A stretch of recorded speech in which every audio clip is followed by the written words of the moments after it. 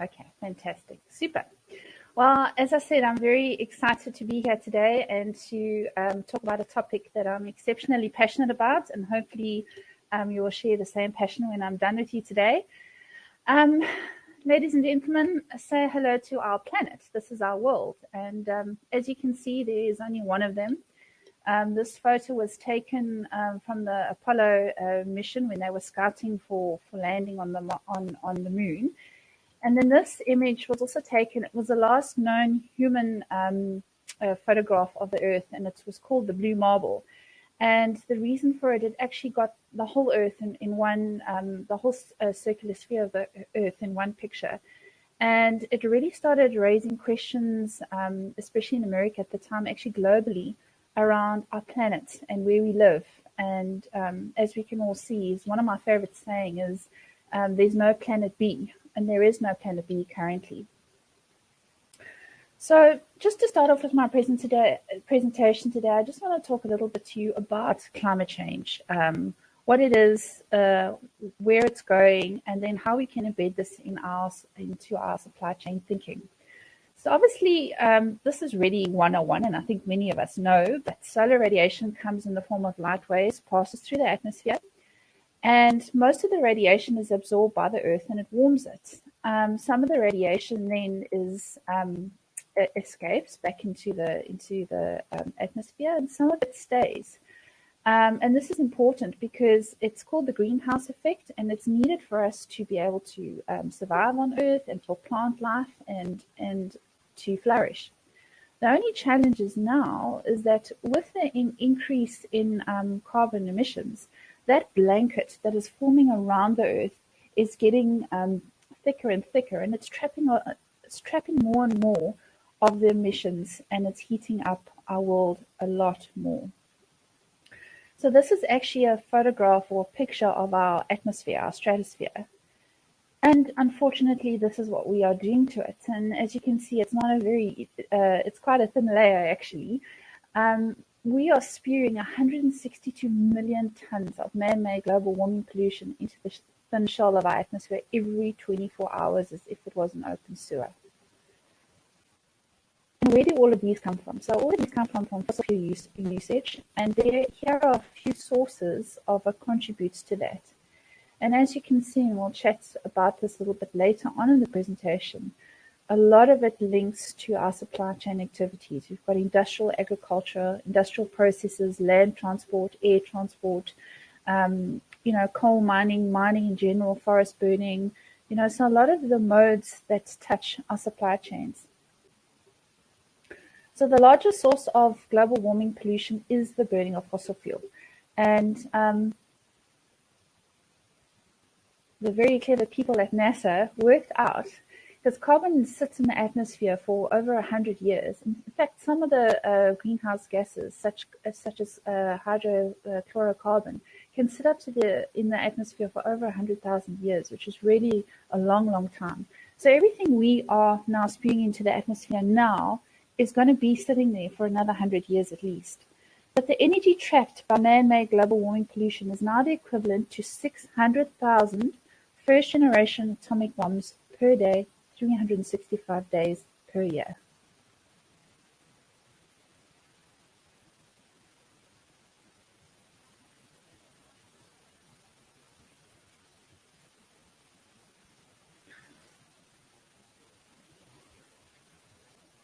That's a lot of energy going into our atmosphere.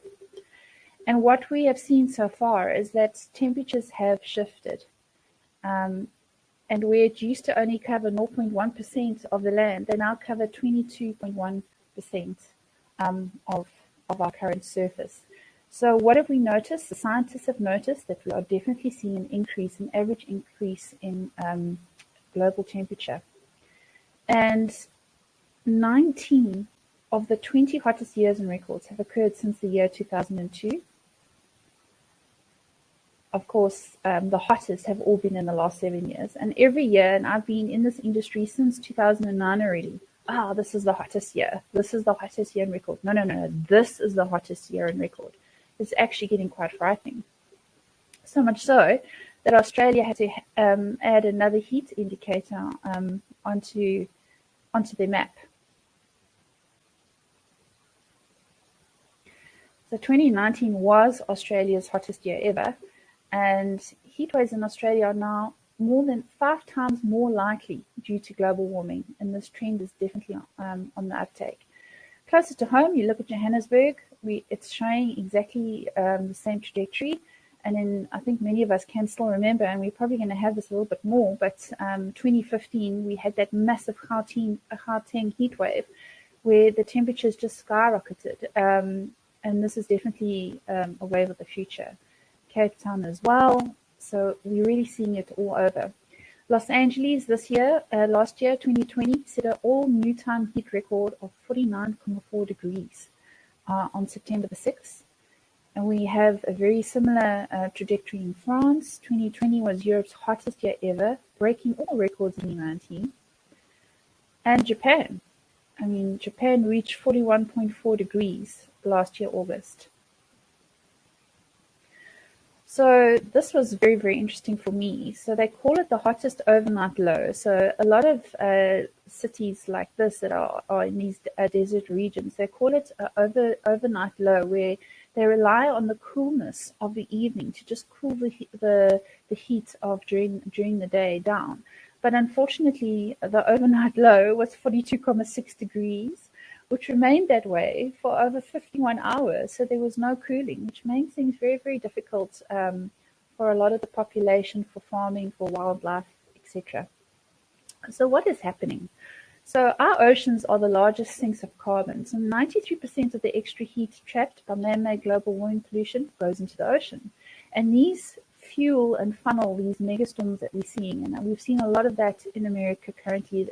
Bahamas, the Caribbean, that side, it's really been battered by historically strong hurricanes this year alone.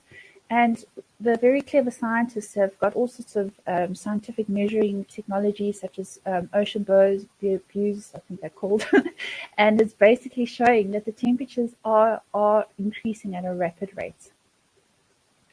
So globally, floods, extreme rainfall events now occur 4 times more often than in 1980. 4 times more often. And you'll often hear people say, well, it's a once in a 100-year event. Well, the once in a 100-year events are happening now once in every 5, 10, 15 years. This year alone, if you have a look at what happened in Europe, with Germany, they had unprecedented rain, and there were 2 big rivers that burst banks, and it absolutely flooded this town called Schult in West Germany, and dozens of people died, not to mention the damage to infrastructure. This was in Tennessee this year. China. And India. India, obviously, they have the monsoon rain season, but this year it was 50% higher than normal, and it became a super monsoon, which really was a deadly climate disaster, and it displaced a lot of people. And not only that, it definitely damaged a lot of crops and yields. Nigeria experienced the same. They had a September flooding, which destroyed about 25% of their rice harvest. Now, this definitely does highlight the issue of food security, which face these poor, developing economies. And this is Italy. So much of Europe already experienced torrential rains and flooding. And if you just do a Google search on Google about extreme weather events this year, you will be horrified to see how many there have been this year alone. And this, to me, is just phenomenal. This was a lot of rain, and this whole slice of Norway just slid off into the ocean. This was a video taken by a local.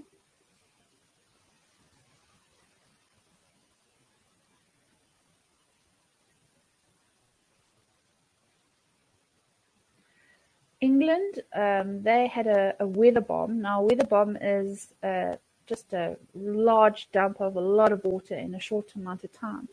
And it's really caused havoc with their infrastructure and their agricultural fields. And, October the 3rd, 2020 was noted as UK's wettest day on record. Closer to home, 2016, we had floods here on the N1. This is by Linksfield. And a lot of it was, attributed to there not being sufficient drainage, etc. But these are the consequences of these extreme weather events. And as a supply chain professional, as I'm showing you this, there's a nice big Simba truck in the background there. We have to move goods around in this type of climate. Well, how do we go about doing it? And how do we factor this into our planning and into our thinking? So there's definitely, as I mentioned, an increase in extreme weather catastrophes, not just normal weather catastrophes, extreme weather catastrophes. So if you have a look at the climate tipping points, and I don't know how many of you have read or seen the IPCC's latest report, they call it the Code Red for Humanity, and it really, really is sober reading. But it's really saying that, the world are moving to trying to limit global warming to 1.5 degree increase, but we are already on a 2 degree increase. What does that mean? That means it's this 2.0. It's all these climatic events on a 2.0, which makes life very difficult for us who are living here. And these are just some of the tipping points that are indicating to scientists where we are in the health of our globe. Permafrost thaw, coral reef die-off. I mean, the Amazon shift from rainforest to savanna is happening quicker than what we anticipated. The president there is very pro growth, and they are clearing large amounts of rainforests to facilitate farming, such as beef farming, which is massive over there. And that has dire consequences for our globe. The Amazon is often called the lungs of the earth, and this is really a concerning shift that we have. Also, West African monsoon shift, Indian shift. We're seeing a lot of arid conditions, which is resulting in a lot of climate refugees because they cannot do any of their subsistence farming. Farming agriculture is taking a big knock as more and more parts of Africa become deserts. So that is a major challenge. When we talk about emissions in supply chains, the waste in a supply chain is really the resultant output from supply chain activities, and this can be referred to as a carbon footprint. Now, we know that, as I mentioned in the slide a little bit earlier, is that supply chains use a lot of energy in moving goods around. And what we really need to start thinking is how are carbon emissions measured, and what can we do to mitigate this? And I think this really does help when you try and tackle something like a carbon emission is very intangible. How are you going to measure something that you actually can't see in the atmosphere? And very clever people at the Greenhouse Gas Protocol actually created a framework of how to measure carbon emissions. We've got scope 1, 2, and 3. Scope 1 would be your direct emissions as a resultant of your activities. Scope 2 is purchased electricity. And scope 3 is all the rest. And as you'll see, a lot of supply chain activities fit in scope 3. Now, I don't know how many of you have heard of the net zero conversation by 2050. So basically, the world scientists are coming together and saying, right, we've got a big problem here. The numbers are running away with us, and we have to start looking at science-based targets. What targets can we put in place that will assist and help the science for us to achieve this 1.5 degree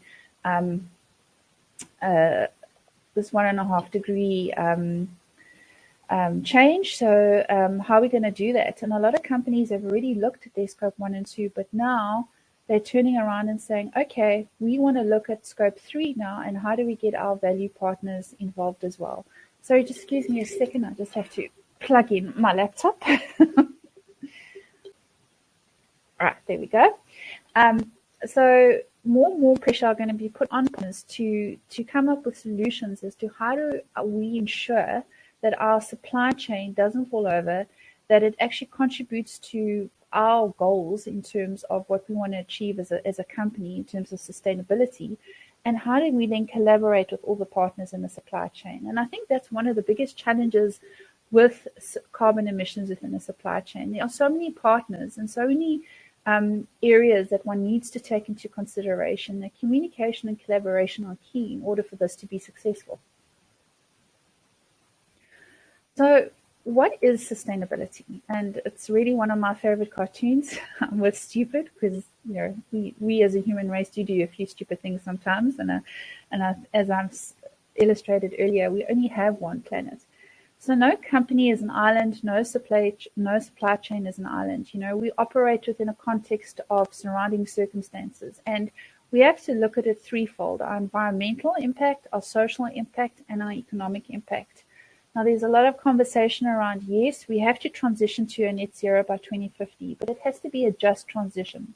And what is a just transition? And I think business currently is trying to unpack that to understand, how do we transition in a manner that we can actually pull all communities with us along this journey, that it doesn't negatively impact the communities within which we operate? So that's really, really important, and it's something that needs to be taken into consideration with your supply chain strategy. So just touching on supply chain sustainability, and it's a topic that excites me because, yes, we have this whole big climate change, end of the world type scenario looming over our heads, but within that, there's a lot of opportunity for innovation, for creation. And with anything, design is critical because so many of the products, they have an environmental impact. We really need to look at, how do we design it that it lessens and reduces our environmental impact? We're looking at things like cradle to cradle with circular economy principles. Obviously, waste. Waste is a massive component. As I mentioned, actually, carbon emissions are as a result of waste within a supply chain. So, we've got the reuse, refurbish, recycle, and innovative thought is really going to be required to address this. Questions like, how far up and down the supply chain do you go? If you are looking at designing a warehouse, where are you going to put it? Take your biodiversity into account. Look at the green building principles. Are you going to use energy efficiency lighting? Are you going to look at grey harvesting? Are you operating in a water source or a water scarce region? What do you do there? Your packaging, is it biodegradable? There's so many technology advances in terms of packaging that you can use, but to just be aware of it and incorporate it into your business as normal. I think COVID has definitely put to task that idea of business as normal. It's not normal anymore. It's unprecedented now, and now we in this exciting era of change and opportunity and innovation, and how do we adapt? I think as a practitioner, you've got really, or even as a business, you've got three choices. You either react, you adapt, or you anticipate. And the only way to unlock real value is in the anticipatory frame. And honestly, as I mentioned, I've been in this industry since about 2009, 2010, and a lot of things that we were predicting was going to happen have actually happened and plus happened. And that's scary for me as a practitioner because it's, what could we have done better then already if we'd taken it a little bit more seriously? Although the world is definitely waking up to this now, and it's really a non-negotiable. It's not just a nice to have. It's not just something that sits on the shelf and, okay, supply chain sustainability, let's dabble into this. It's becoming way more mainstream and way more critical in any supply chain strategy. So how can you make a difference? And this is the part that excites me. We need to think differently to navigate this new landscape. And part of it is adopting a sustainability mindset. So sustainability can't exist in isolation. As I highlighted earlier, it is integrated into every single part of the business. Therefore, when you start approaching whichever sphere of work that you're in or whatever under your control, look at it from a sustainability mindset. How do I do this efficiently? How do I do it with the best footprint that I can? If I can't, is there another way? Let's have a look. If you start investigating things like biomimicry, if you're an industrial engineer, biomimicry is a really exciting new area to go into where they take nature and they say, well, if a gecko can climb a wall with, just through what Mother Nature gave them, how can we replicate that and create something that's also earth-friendly, environmentally friendly, and results in the same thing? So it's taking nature and building it and using the principles and the design into what we can do here. So I really encourage you to have a look at it. It's a really great, exciting field. So how does one get the sustainability mindset? It means by taking your values to work and automatically incorporating your sustainability concerns into your everyday thinking, living and breathing it. And people can be the solution. One person can actually make a difference. It doesn't always have to be everybody. One person can make a difference. One person can stand up and be the leader in their space and make a big difference. Believe in your power. Small changes have big impacts. There's 9 billion people on the planet. If we all did something small to make a difference to our footprint, wow, it's going to make a massive difference overall. So it's really, really important that just because you think it's a small incremental change doesn't mean that you shouldn't do it, because all the changes add up to big differences. Leading by example is still a very, very powerful tool. So be positive. It's very difficult in this space. And actually, I've seen that there's this whole sort of area that's come up about, dealing with climate depression. And, because some people could just say, well, the world's going to end anyway, so let's just sit back and watch this happen. No. It's not just going to end. We need to be positive. We need to be resilient. As I mentioned earlier, there's so many innovative opportunities that one can deploy in this space, and that's what makes it so exciting. Don't be overwhelmed. It is an overwhelming topic, and it can be very overwhelming, but you don't have to save the planet on your own. You just need to focus on what you can do, or your sphere of influence, and just start the change and start the thinking. Be determined and tenacious, and be creative in looking for solutions. You have to be determined and tenacious. I think if I wasn't determined in my belief around this, I wouldn't be sitting here today presenting to you guys, because you're talking about things when it wasn't as serious as what it was now, but you push through and you keep going and you look for creative solutions as to how we can address this. Question the system, and this is actually one of my other favorite ones. There's always a different way. It doesn't always mean it's a better way, but there could be a different way that could be better. And if you don't ask the question and you don't challenge the system, you're never going to know. As long as it's done respectfully, obviously, for me, that's really, really important. But question the system. Ask, how can we do this better? What else can we do to ensure that we reach our green supply chain goals? And then lastly, plan for a sustainable future. The future is ours. What we're doing now, as I mentioned, emissions stay in the atmosphere for the next 100 years. So everything counts, and we need to plan for a sustainable future moving forward. If it means that we can't mitigate climate change, then we're going to have to adapt and live in a world that is very different from the one we currently live in. So we need to plan for that as well and have a look at the different scenarios. So that is me, short and sweet. I don't know if there's any questions, Claire, or...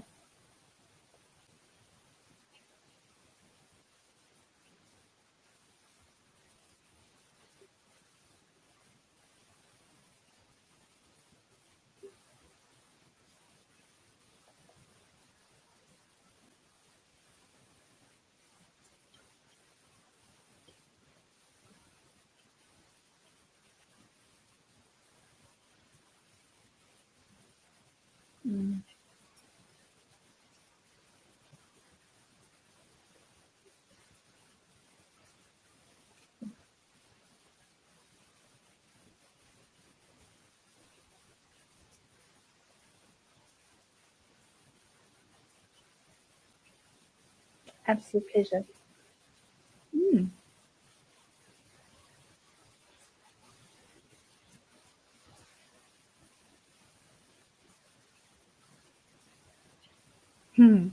So actually, funny enough, Eskom have got, they're doing a lot of work on this, because obviously it's their business sustainability moving forward. So there's the integrated resource plan that's been released, where they're looking at how do they then incorporate renewable energy with the coal. And this is where the just transition discussions have really come into the next level, because we are locked into a coal economy because our predominant fuel source is coal in terms of electricity. However, Africa has the best radiation levels for solar globally in the world, actually, the whole of Africa. So there's nothing stopping us now from starting to explore and use solar and wind power. I mean, if you travel around the Eastern Cape there by Jeffreys Bay, there's massive amounts of wind farms. But technology needs to catch up in terms of how do we store all this energy we're creating. So it's definitely a journey, but it's something that, for example, Eskom are taking cognizance of, and they're creating plans. They've got divisions looking at it. So they are moving forward with that, because funny enough, if you look at the World Bank, they refuse point blank to invest in any projects that are coal based or fossil fuel related. So if Eskom want to build another power station, they can't go to like a World Bank for finance. So where are they going to find the money they need to do that? So it's actually forcing the hand in that space to start looking, and that's exactly what they're doing.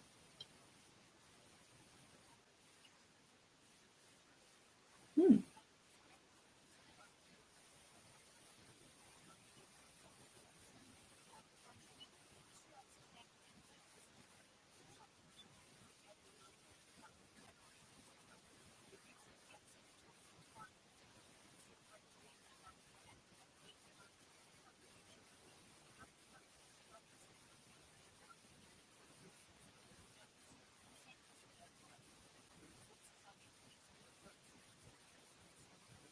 Yeah, it's a very good question.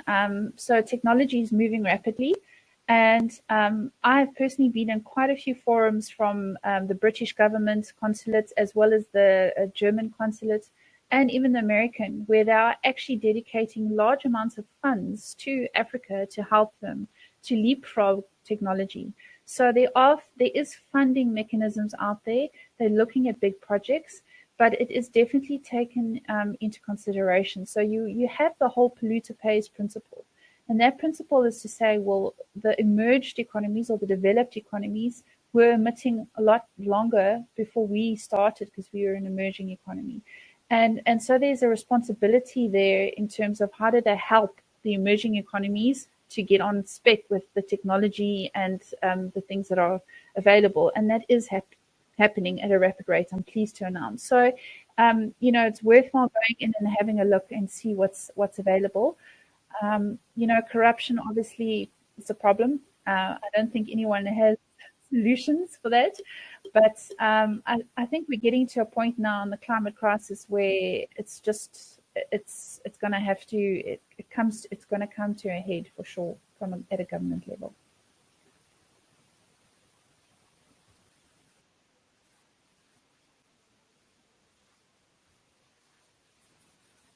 Yes,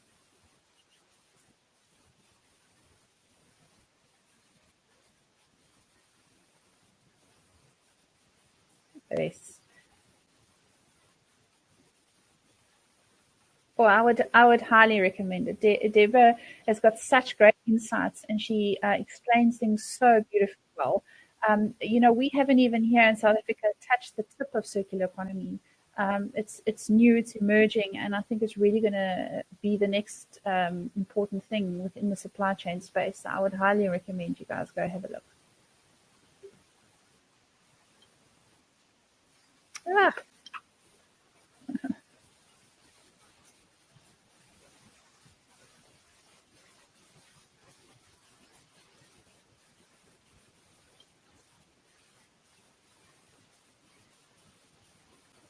absolutely.